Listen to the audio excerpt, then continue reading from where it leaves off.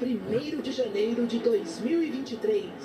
O primeiro dia do ano, o primeiro dia de um recomeço, celebrado por uma multidão que tem diante de si o projeto de reerguer o país, de unir o Brasil. Chega de ódio, fake news. Esta noite você vai ver todos os detalhes da cerimônia marcada pela emoção. Trabalhadores e trabalhadoras desempregados, exibidos nos semáforos cartazes de papelão com a frase que nos envergonha a todos. Por favor, me ajuda. E por um gesto inédito, um grupo que representa a diversidade brasileira subiu a rampa e entregou a faixa ao presidente Lula. Recebe a faixa presidencial das mãos do povo brasileiro. Com a cobertura desse domingo histórico. Viva o Brasil e viva o povo brasileiro. Dava para ver Lula e Alckmin estavam desse jeito, sem lugar para mais ninguém. E eles chegaram. O comboio presidencial deixou o hotel às 2h22 da tarde para percorrer os pouco menos de 2 quilômetros até a entrada da esplanada dos ministérios. Lula desceu do carro fechado, mas quem subiu antes no Rolls Royce foi a primeira-dama. Janja Silva usava um terno com bordados que valorizam a diversidade da cultura brasileira. O presidente se juntou a ela. E pela primeira vez, lado a lado do casal presidencial, o vice-presidente Geraldo Alckmin e a vice-primeira-dama Lu Alckmin, que usava um vestido capa. A repórter Juliana Morrone acompanhou o início do desfile. Congresso Nacional, bem pertinho do povo, está passando agora o Rolls Royce, o carro aberto, com Luiz Inácio Lula da Silva e Geraldo Alckmin e suas esposas. A multidão que chegou aqui bem cedo vibra. Lula acena para o povo. É um momento histórico. Histórica também foi a multidão que se espalhou pelos 2 quilômetros entre a Catedral, o Congresso e a Praça dos Três Poderes. Poucas vezes se viu tanta gente. Lula, Janja, Geraldo Alckmin e Lu Alckmin desceram do Rolls Royce em frente à rampa. Foram recebidos pelo presidente do Congresso, o senador Rodrigo Pacheco, e pelo presidente da Câmara, deputado Arthur Lira. Em mais uma quebra de protocolo, Lu e Janja sobem juntas, antes dos maridos. Lula e Alckmin, então, são conduzidos em direção ao Salão Negro por Pacheco e Lira. Imediatamente são cercados por dezenas de autoridades. Ministros do Supremo Tribunal Federal, parlamentares, futuros ministros, amigos. O presidente eleito entra no Salão Verde da Câmara dos Deputados. Dali até o plenário eram os últimos 30 metros. Com dificuldades, caminha até a mesa diretora. Toma um copo de água e, em seguida, se senta. Rodrigo Pacheco abre a cerimônia de posse. Pede 1 minuto de silêncio para homenagear Pelé e o Papa Emérito Bento XVI.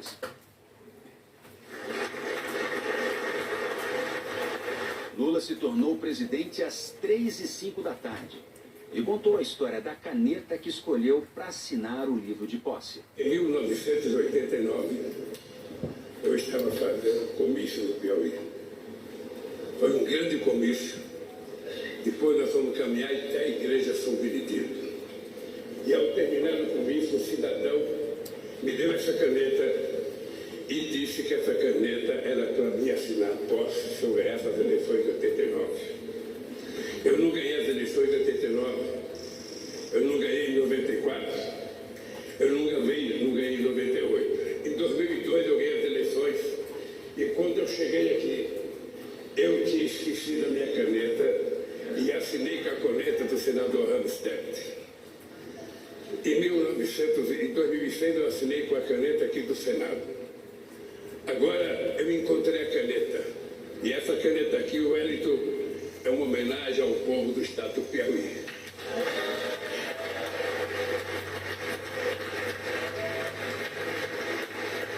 O presidente discursou por 31 minutos. Abriu falando do primeiro compromisso. Nossas primeiras ações visam resgatar da fome 33 milhões de pessoas e resgatar da pobreza mais de 100 milhões de brasileiros e brasileiras que suportaram a mais dura carga do projeto de destruição nacional que hoje se encerra. Falou dos mecanismos de controle e fiscalização de gastos do governo e fez uma defesa enfática da democracia. A partir de hoje, a lei de acesso à informação voltará a ser cumprida. O portal da transparência voltará a cumprir seu papel. Os controles republicanos voltarão a ser exercidos para defender o interesse público. Não carregamos nenhum ânimo de revanche contra os que tentaram subjugar a nação a seus desígnios pessoais e ideológicos, mas vamos garantir o primado da lei. Quem errou responderá por seus erros, com direito à ampla defesa dentro do devido processo legal. O mandato que recebemos, à frente de adversários inspirados do fascismo, será defendido com os poderes que a Constituição confere à democracia. Ao ódio responderemos com amor, à mentira com a verdade, ao terror e à violência responderemos com as leis e suas mais duras consequências. Sob os ventos da redemocratização dizíamos, ditadura nunca mais. Hoje, depois do terrível desafio que superamos, devemos dizer, democracia para sempre. Para confirmar essas palavras, teremos de reconstruir em bases sólidas a democracia em nosso país. A democracia será defendida pelo povo na medida em que garantir a todos e a todas os direitos inscritos na Constituição. O presidente destacou também algumas medidas econômicas prioritárias. Em diálogo com os 27 governadores, vamos definir prioridades para retomar obras irresponsavelmente paralisadas, que são mais de 14 mil no país. Vamos retomar a política de valorização permanente do salário mínimo. E estejam certos de que vamos acabar mais uma vez com a vergonhosa fila do INSS, outra injustiça restabelecida nesse tempo de destruição. Governo, centrais sindicais e empresariais, sob uma nova legislação trabalhista, garantir a liberdade de empreender ao lado da proteção social é um grande desafio nos tempos de hoje. Lula reafirmou compromissos com o meio ambiente, a proteção da Amazônia e com os povos indígenas. Nossa meta é alcançar o desmatamento zero na Amazônia, a emissão zero de gás de efeito estufa na matriz energética, além de estimular o reaproveitamento de pastagens degradadas. O Brasil não precisa desmatar para manter e ampliar sua estratégica fronteira agrícola. Incentivaremos, sim, a prosperidade na terra, liberdade e oportunidade de criar, plantar e colher continuará sendo nosso objetivo. O que não podemos admitir é que seja uma terra sem lei. Não vamos tolerar a violência contra os pequenos, o desmatamento e a degradação do ambiente que tanto mal já fizeram ao nosso país. Esta é uma das razões, não a única, da criação do Ministério dos Povos Indígenas. Ninguém conhece melhor nossas florestas, nem é mais eficaz de defendê-la do que o que estava aqui desde tempos imemoriais. Cada terra demarcada é uma nova área de proteção ambiental. A estes brasileiros e brasileiras devemos respeito e com eles temos uma dívida histórica. Como em outras vezes, Lula fez muitas críticas ao que chamou de projeto de destruição do governo Bolsonaro e disse que vai revogar medidas adotadas pelo ex-presidente. Estamos revogando os criminosos decretos de ampliação de acesso a armas e munições que tanta insegurança e tanto mal causaram às famílias brasileiras. O Brasil não quer e não precisa de armas na mão do povo. O presidente criticou o número alto de mortes causadas pela Covid, mesmo tendo à disposição do governo a estrutura e a competência do SUS, o Sistema Único de Saúde. Este paradoxo só se explica pela atitude criminosa de um governo negacionista, obscurantista e insensível à vida. As responsabilidades por esse genocídio hão de ser apuradas e não devem ficar impunes.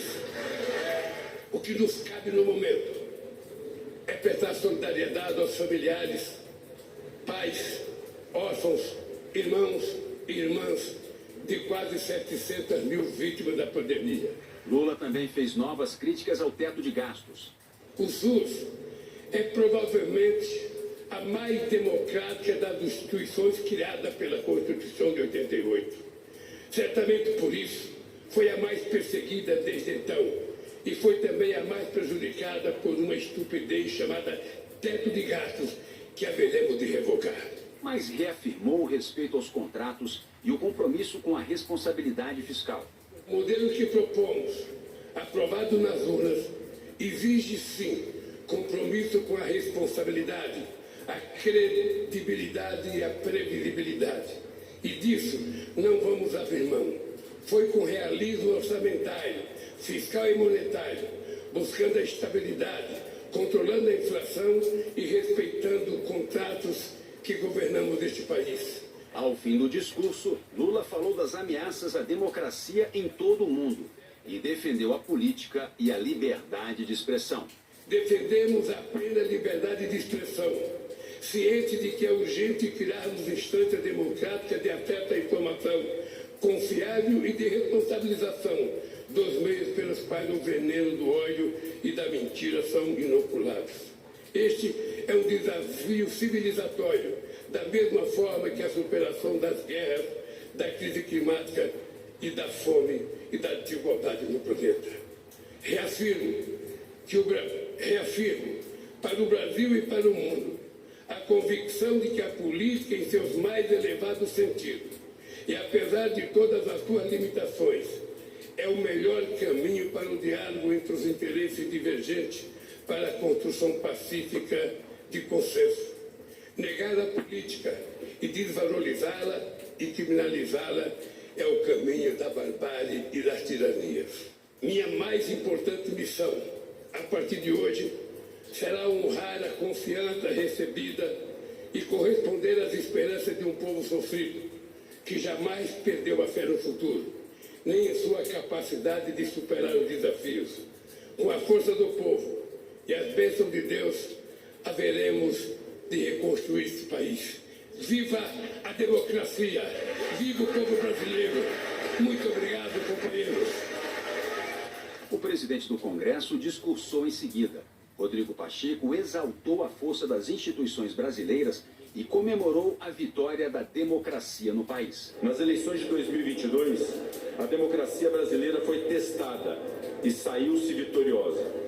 É possível que tenha sido o processo eleitoral mais importante da nossa história após a redemocratização.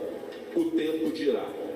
As instituições foram capazes de garantir a vontade da soberania popular, que se manifestou por meio dos votos no processo eleitoral e resultou na escolha majoritária da frente ampla defendida pela chapa vitoriosa. Unir o país em prol de um objetivo comum é imperativo e urgente. Reconciliar os brasileiros que discordaram sobre os rumos do país, incentivar atos de generosidade, desencorajar o revanchismo, coibir com absoluto rigor atos de violência, restabelecer a verdade, fortalecer a liberdade da imprensa, honrar a Constituição e venerar a democracia. Neste momento aqui, vai passar aqui na minha frente o Lula, e já empossado pela terceira vez presidente do Brasil. Daqui ele segue para a sala de audiências na presidência do Senado, onde deve permanecer por cerca de 10 minutos. Um rápido respiro para Lula retomar o fôlego. O presidente desceu a rampa e passou em revista a tropa. E como comandante supremo das Forças Armadas, fez uma reverência às bandeiras da Marinha, Exército e Aeronáutica. O presidente embarcou novamente no Rolls-Royce, que percorreu na contramão o caminho até o Palácio do Planalto. Esse carro percorreu aí na contramão o caminho até o Palácio do Planalto, porque em frente ao Planalto, 40 mil pessoas aguardavam a chegada do presidente Lula para a segunda parte da cerimônia. Um discurso emocionado, o Lula chamou o povo brasileiro para a união e disse que vai governar para todos. O carro parou ao pé da rampa e a multidão que aguardava na Praça dos Três Poderes se emocionou. Naquele momento, chegou também ao fim um mistério sobre quem entregaria a faixa presidencial a Lula. A tradição do presidente passar a faixa ao seu sucessor foi quebrada. Jair Bolsonaro viajou para os Estados Unidos na sexta-feira. O senhor presidente da República é acompanhado por cidadãos que simbolizam a riqueza e a diversidade do povo brasileiro. Uma criança, uma catadora, uma indígena, um metalúrgico, um professor, uma cozinheira, um jovem com paralisia cerebral e um artesão. Emocionado, Lula deu as mãos para o cacique Raoni, de 90 anos, e para a criança. E todos subiram a rampa. Janja levou a cadela vira-lata Resistência. Neste momento, No topo da rampa, a faixa passou de mão em mão. recebe a faixa presidencial das mãos do povo brasileiro. Até chegar na catadora, Aline Souza, que colocou a faixa em Lula.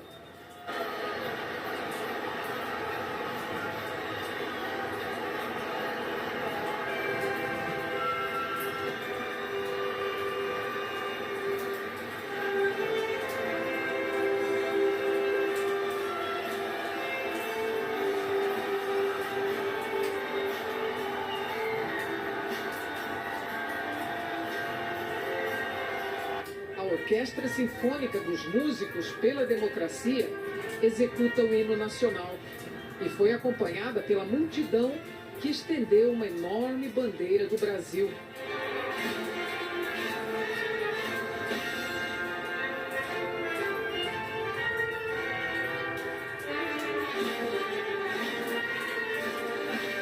Assim que subiu a rampa e logo depois do hino nacional, o presidente Luiz Inácio Lula da Silva cruzou aqui o Salão Nobre do Palácio do Planalto e seguiu direto para o parlatório, onde falou para o público que lotava a Praça dos Três Poderes. Ao lado de Janja, o vice e sua esposa, Lula saudou as pessoas e discursou por quase meia hora. Hoje, neste que é um dos dias mais felizes da minha vida, a saudação que eu faço a vocês não poderia ser outra, tão singela e ao mesmo tempo tão cheia de significado. Boa tarde, povo brasileiro! A vocês que vieram de todos os cantos deste país, de perto ou de muito longe, de avião, de ônibus, de carro ou na boleia de um caminhão, de moto, bicicleta e até mesmo a pé, numa verdadeira caravana da esperança para esta festa da democracia. Mas quero me dirigir também aos que optaram por outros candidatos. Vou governar para 215 milhões de brasileiros e brasileiras e não apenas para quem votou em mim. Vou governar para todos e todas, olhando para o nosso luminoso futuro em comum e não pelo retrovisor de um passado de divisão e intolerância. A ninguém interessa um país em permanente pé de guerra ou uma família vivendo em desarmonia. É hora de reatarmos os laços com amigos e familiares, rompidos pelo discurso de ódio e pela disseminação de tantas mentiras. Chega de ódio, fake news, armas e bombas. Nosso povo quer paz para trabalhar da família e ser feliz. O discurso foi de união, um aceno e um apelo para os que não votaram nele, e uma promessa de um governo para todos. Não existem dois Brasis. Somos um único país, um único povo, uma grande nação. Somos todos brasileiros e brasileiras e compartilhamos uma mesma virtude. Nós não desistimos nunca. ele ressaltou a desigualdade como um dos piores problemas do país. A desigualdade e a extrema pobreza voltaram a crescer. A fome está de volta, e não por força do destino, não por obra da natureza, nem por vontade divina. A fome, a volta da fome é um crime, o mais grave de todos, cometido contra o povo brasileiro. A fome é filha da desigualdade, que é a mãe dos grandes males que atrasam o desenvolvimento do Brasil. A desigualdade apequena este nosso país de dimensões continentais ao dividi-lo em partes que não se reconhece. De um lado, uma pequena parcela da população que tudo tem.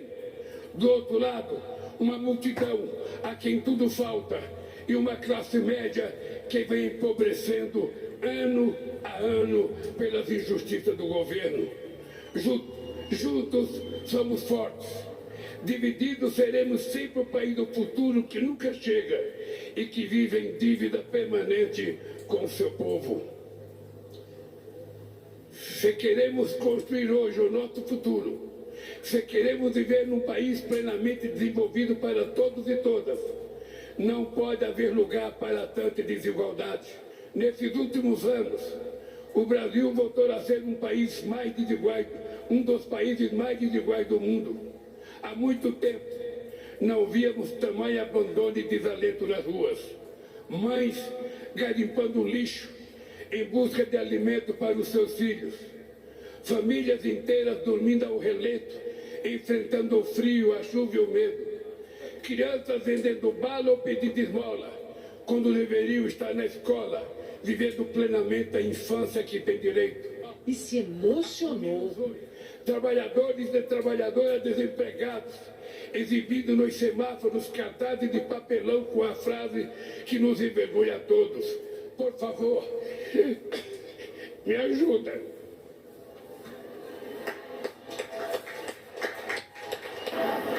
Fila na porta dos açougues em busca de ossos para aliviar a fome. E ao mesmo tempo, filas de espera para a compra de automóveis importados e jatinhos particulares.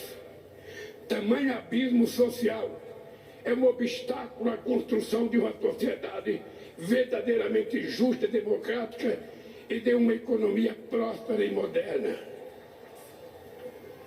Por isso, eu e o meu companheiro vice-geraldo Alckmin assumimos hoje, diante de vocês e de todo o povo brasileiro, o compromisso de combater dia e noite todas as formas de desigualdade no nosso país. Ninguém será cidadão ou cidadã de segunda classe. Ninguém terá mais ou menos amparo do Estado. Ninguém será obrigado a enfrentar mais ou menos obstáculos apenas pela cor da sua pele. Reassuma o compromisso de cuidar de todos os brasileiros e brasileiras, sobretudo daqueles que mais necessitam, de acabar outra vez com a fome neste país, de tirar o pobre da fila do osso para colocá-lo novamente no orçamento da União. Lula falou sobre as conquistas nos seus governos anteriores. Mas não nos interessa viver do passado. Por isso, longe de qualquer saudosismo, nosso legado será sempre o espelho do futuro que vamos construir para este país. Em nossos governos, o Brasil conciliou o crescimento econômico recorde com a maior inclusão social da história e se tornou a sexta maior economia do mundo, ao mesmo tempo em que 36 milhões de brasileiros e brasileiras saíram da extrema pobreza. Geramos mais de 20 milhões de empregos com carteira assinada e todos os direitos assegurados. Reajustamos o salário mínimo sempre acima da inflação. Batemos recorde de investimento em educação, da creche à universidade, para fazer do Brasil um exportador também de inteligência e conhecimento e não apenas um exportador de commodities e matéria-prima.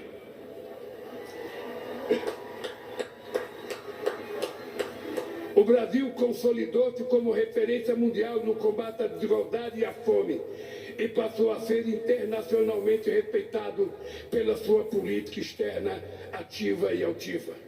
Fomos capazes de realizar tudo isso, cuidando com total responsabilidade das finanças do país. Nunca fomos irresponsáveis com o dinheiro público. Fizemos superávit fiscal todos os anos, eliminamos a dívida externa, acumulamos reservas de 370 bilhões de dólares e reduzimos a dívida interna a quase metade do que era quando chegamos no governo. Nos nossos governos, nunca houve nem haverá gastança alguma. Sempre investimos e voltaremos a investir em nosso bem mais precioso, que é o povo brasileiro. E sobre as dificuldades que encontrará. Os grupos técnicos do Gabinete de Transição, coordenada pelo meu vice Alckmin, que por 2 meses mergulharam nas entranhas do governo anterior, trouxeram a público a real dimensão da tragédia. O que o povo brasileiro sofreu nesses últimos anos foi a lenta e progressiva construção de um verdadeiro genocídio. Essa extraordinária vitória da democracia nos obriga a olhar para frente e a esquecer nossas diferenças, que são muito menores que aquilo que nos une para sempre. O amor pelo Brasil e a fé inquebrantável em nosso povo. O presidente falou em esperança e em reconstrução. Agora é hora de reacendermos a chama da esperança, da solidariedade e do amor ao próximo. Agora é hora de voltar a cuidar do Brasil e do povo brasileiro, gerar empregos, reajustar o salário mínimo acima da inflação, baratear o preço dos alimentos. Precisamos todos juntos reconstruir e transformar o nosso querido país. Mas só reconstruiremos e transformaremos de fato esse país se lutarmos com todas as forças contra tudo aquilo que o torna tão desigual.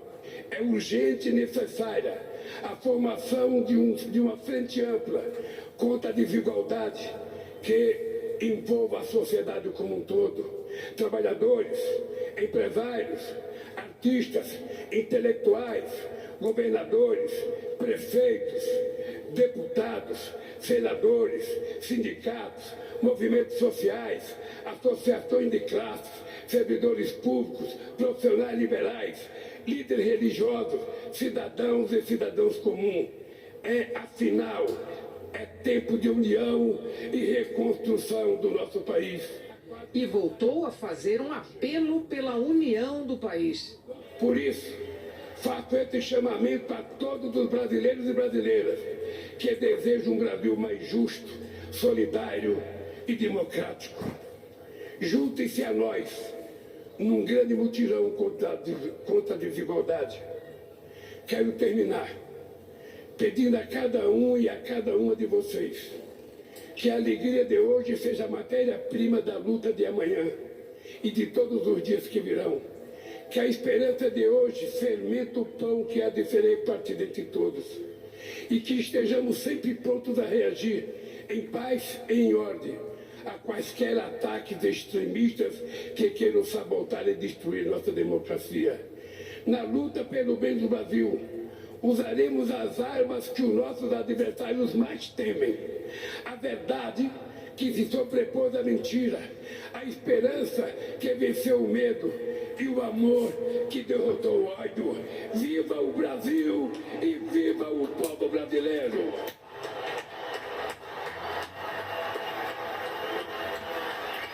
No fim, emoção no parlatório e na plateia. E as mãos do presidente unidas em forma de coração.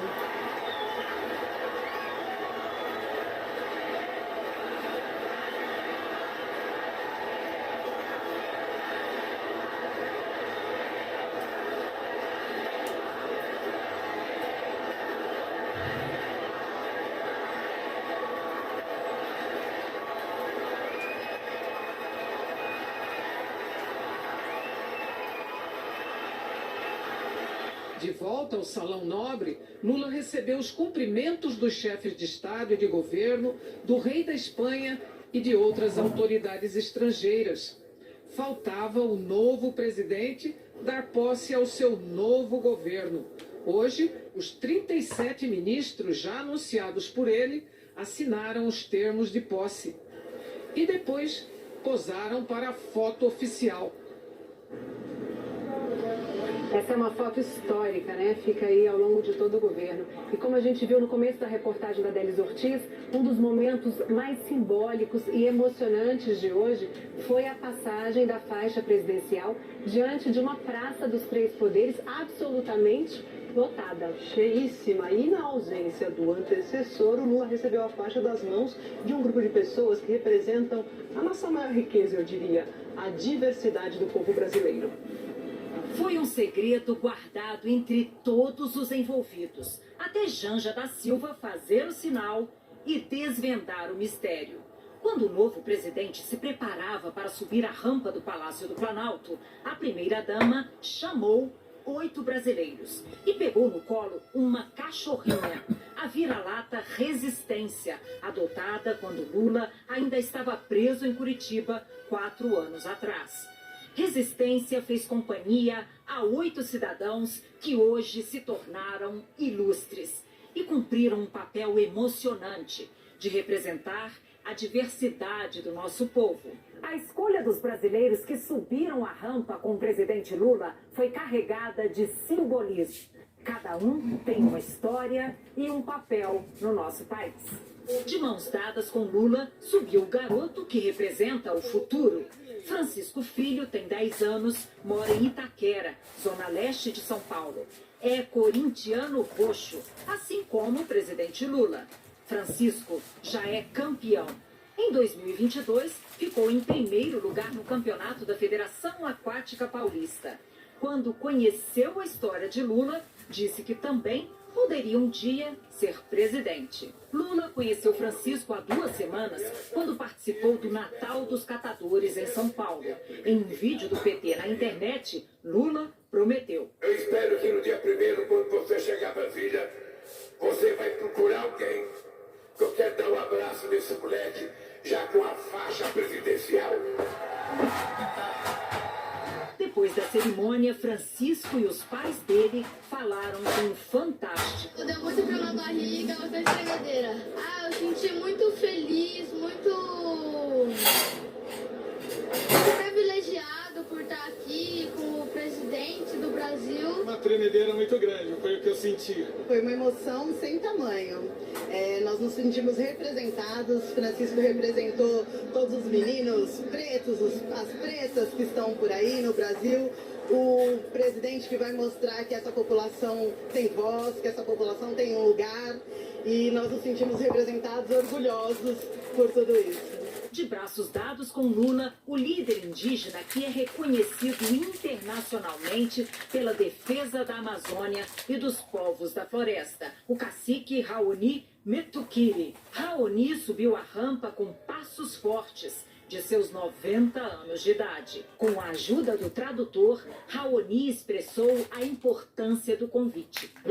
Nunca fui convidado para um momento assim, mas agora que aconteceu, eu estou contente com isso. Força e superação também de Ivan Baron. Ele teve paralisia cerebral após uma meningite viral aos 3 anos. E se dedica a lutar pela inclusão de pessoas com deficiência, para que todos sigam em frente, com direitos respeitados.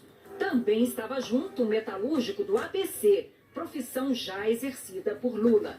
Wesley Rocha tem vários cursos técnicos e diz ser apaixonado pela cultura.